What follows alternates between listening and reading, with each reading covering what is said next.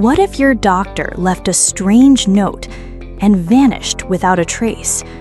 Dr. Amelia Voss was the calmest face in the quiet night clinic. But one stormy evening, she walked out before midnight, leaving behind only her stethoscope and a handwritten note that read, "I'm sorry, midnight is the deadline." She was never seen again. Security footage, gone. Clocks, all frozen at midnight. And no one could explain the man in gray who visited her that night, completely dry in the middle of a thunderstorm. Now, a detective uncovers a forgotten experiment, a missing patient, and a secret buried deep beneath the hospital. Was it a kidnapping, a cover-up, or did she choose to disappear? This is not just a mystery, it's a countdown to the truth. Find out what really happened in The Doctor Left a Note Before Disappearing at Midnight. Before we dive deeper into tonight's mystery, don't forget to like, share, and subscribe to Pastportal, your gateway to the unexplained, the forgotten, and the stories hidden between timelines. We truly appreciate every one of you who takes a moment to support us. Whether you've left a comment, shared our stories, or simply subscribed, thank you from the bottom of our hearts. May peace, clarity, and curiosity always guide your path, no matter where time and mystery may lead you. Now, let's return to the story. The rain hadn't stopped since dusk, soaking the quiet town in a blanket of cold mist. Inside the Rosewood Night Clinic, a small countryside facility nestled between foggy hills, Dr. Amelia Voss scribbled her final notes in silence. The glow of her desk lamp flickered slightly as thunder rumbled in the distance. She was known for her discipline and serenity, often the last to leave, even on stormy nights like this. But tonight was different. At exactly 10:34 p.m., she stood up, slipped her stethoscope into the drawer, and quietly left the examination room without a word. She didn't clock out. She didn't alert the nurses. The only trace of her presence was a ceramic cup of half-finished coffee, still warm, and a folded note tucked neatly under it. Nurse Juno arrived just before midnight for her shift change, and was surprised to find the clinic eerily quiet. The lights in Amelia's office were still on, yet the doctor was nowhere to be seen. She noticed the untouched coffee and unfolded the note. The handwriting was unmistakably Amelia's. It read, "I'm sorry. Midnight is the deadline." There was no context, no instructions, and no sign of haste or distress. Confused, Juno walked through the empty hallways, calling her name, checking the treatment rooms and the supply closets. The entire building felt colder than usual, as if the walls themselves had absorbed some unseen presence. The clock above the front desk ticked toward midnight, and something in the silence warned her not to stay too long. By the time the minute hand landed on 12, a strange chill swept through the corridor. Every clock in the clinic, digital and analog alike, froze. Computers still ran, lights still glowed, but every timekeeping device stopped at exactly 12 a.m. That was when Juno knew something was deeply wrong. She dialed Amelia's phone, no answer. She checked the parking lot. Amelia's car was still there, locked. The door to the clinic had never opened since Juno arrived, yet the doctor had vanished without a trace.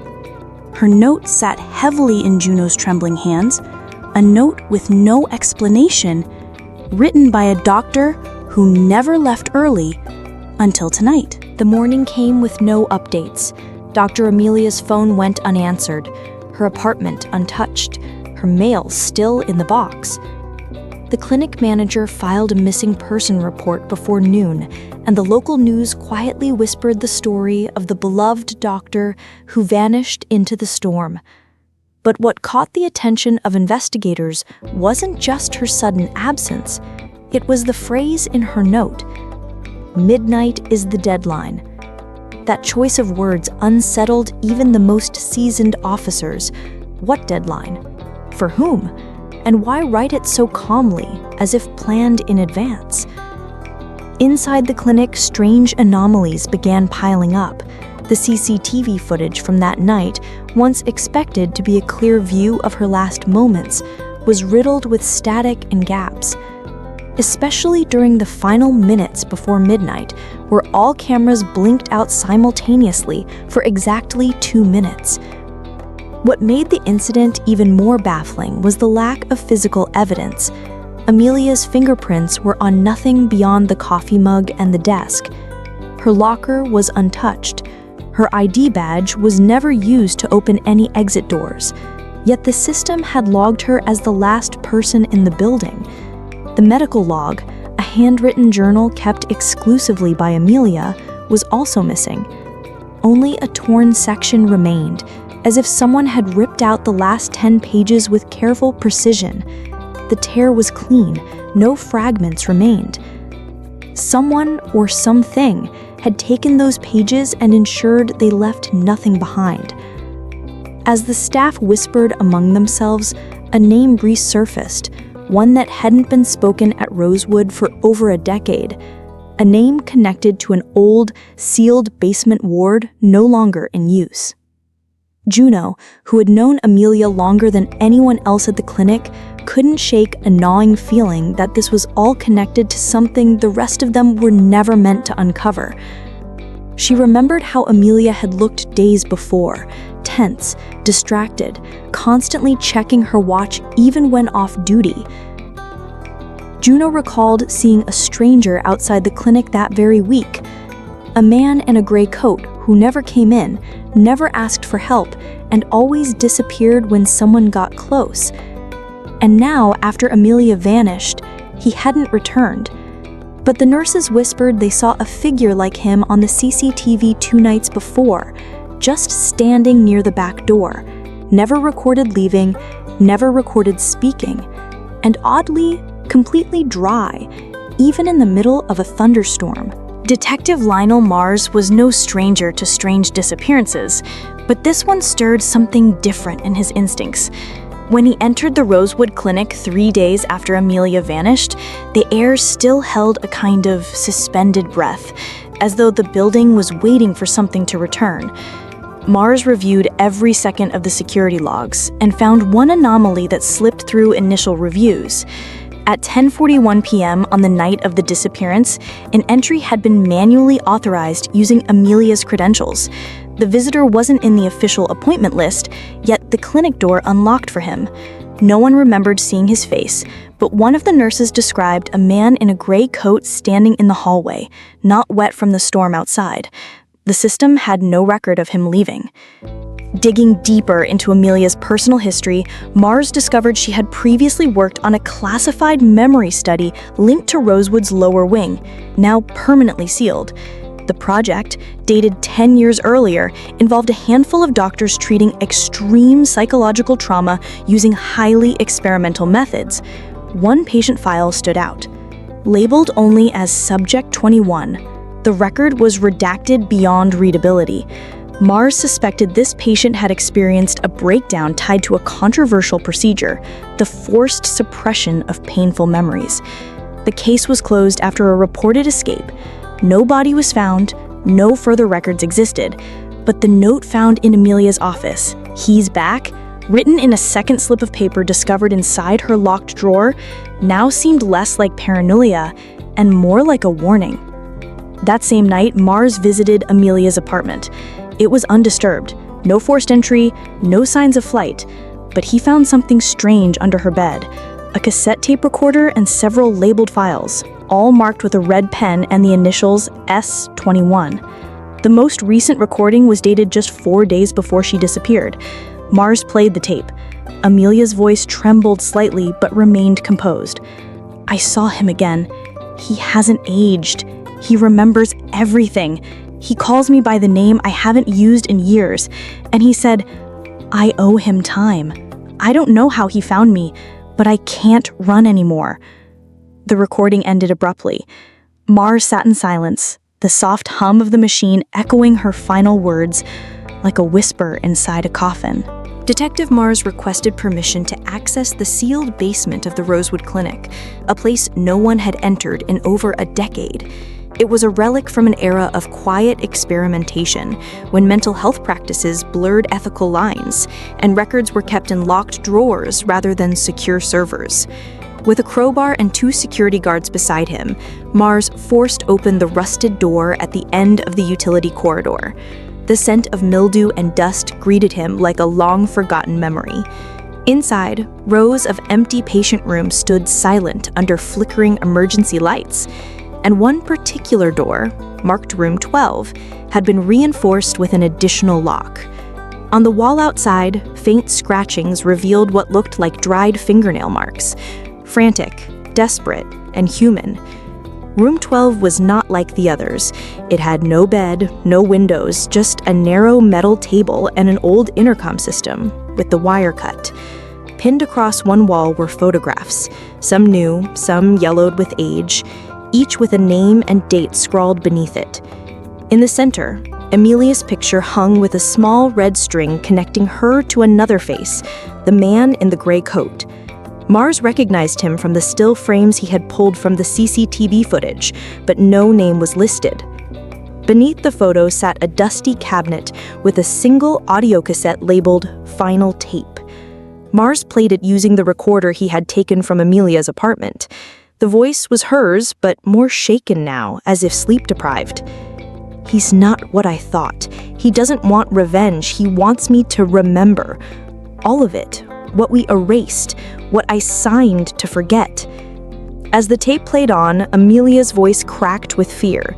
Subject 21 isn't just a patient. He was the prototype. He never forgot. He was promised peace, but we buried his trauma beneath chemical lies. Now it's rising. He says midnight is the only time he's free. That's why the clocks stop. That's why I have to go. If I don't, someone else will take my place. Mars froze. A sudden gust of wind howled through the open corridor behind him, yet the door hadn't moved. The temperature dropped sharply. The lights flickered once, twice, then cut to black. In that moment of darkness, Mars understood the weight of the note Amelia had left. Midnight is the deadline, and she had chosen to meet it willingly. Mars returned to the main floor, pale and speechless, gripping the recorder as if it were the only thing tethering him to reality. His thoughts spun through fragmented clues, but one thing grew clear. Amelia hadn't been taken. She had prepared for this moment, knowing exactly what would come for her at midnight. Her past, once locked in a file cabinet and buried under false credentials, had clawed its way back into the world. Mars contacted a former employee listed under the Rosewood Research Division, a retired psychiatrist named Dr. Levin Hart. When confronted with the details, Hart hesitated before confessing that Amelia had been the lead in a forgotten experiment involving neurotime therapy, manipulating memory recall based on synchronized circadian patterns. It had worked on one patient. The problem was, they didn't know how to turn it off. Subject 21 had become trapped between time and trauma, experiencing his worst memories each night at the stroke of 12. He didn't age, he didn't sleep. His mind, locked in a loop of artificial clarity, could not distinguish what was real and what was induced. He remembered every doctor, every voice, every signature, and he wanted them to feel the weight of those forgotten decisions. Amelia, once a scientist who believed in ethical boundaries, had tried to remove herself from the project years ago, but Hart revealed something Mars hadn't known. Amelia had reopened the study herself months ago. She'd been in contact with Subject 21 through encrypted letters, trying to find a way to stop the condition without letting him die. That wasn't mercy, it was atonement. And it explained the red strings in room 12, the photos, the warnings. Amelia had made a choice, not out of fear, but responsibility. Mars couldn't sleep for days. When he finally returned to his desk, an envelope waited for him. No return address, no stamps. Inside was a photograph of a woman with short hair standing beside the man in gray. The background looked like a quiet European town, sunlight gleaming on old cobblestones. They weren't hiding. They looked calm. On the back of the photo was a line scribbled in ink. Sometimes the only way out is to walk into the memory and rewrite it yourself. Mars stared at the photo until dusk, then carefully folded it away. Amelia wasn't gone. She had crossed into a place no one could follow. Not yet. Midnight hadn't been her end. It had been her doorway. Weeks passed, and Rosewood Clinic tried to return to its daily rhythm, but something had changed. The staff avoided the East Wing at night. The clocks that had stopped were replaced, but the new ones ticked strangely slow after dusk, as if time itself hesitated to move forward. Nurse Juno, who once joked about ghosts and cold drafts, now left work before midnight every night without fail. As for Mars, he kept a drawer locked in his study, one containing the photo of Amelia and the man in gray, the tape recorder, and the notes he dared not turn into official reports. He had made peace with something no one else had seen, because on his final day at the clinic, just before resigning, he noticed the hallway camera flicker at exactly 12 a.m., and for a split second, Amelia's reflection appeared in the glass window, watching. Rumors began to circulate online in obscure forums and message boards. A handful of people from distant cities claimed to see the same man in gray, standing silently near clinics or research centers that had once worked on memory treatments. Some said he was a ghost, others a symptom. But one message stood out, a blurry photo taken in Warsaw of a woman who resembled Amelia Voss, now with different hair, standing beside the same figure. The message read, "They help those who can't forget, but only when the clock stops." Mars saved the post, said nothing, and simply watched as it vanished within hours, deleted by an unknown moderator. He didn't investigate further. He knew better now. Some stories aren't meant for headlines or courtrooms. Some truths live only in the echoes between seconds. Now, in a city far from Rosewood, an old mirror hangs inside a quiet apartment. At its edge, the surface shivers faintly each midnight. A figure sometimes appears in it, a woman with sharp eyes, steady hands, and a calm voice that speaks to those burdened by memory. She doesn't wear a lab coat, she doesn't carry a nameplate, but to those who see her, she asks only one thing: what time did it all begin? And when they answer, the clock behind her stops. Midnight becomes a moment outside of time, where healing does not ask for permission and the past is finally allowed to speak. Dr. Amelia Voss, once missing, now listens from beyond the threshold, rewriting forgotten endings in the space where memory and silence meet.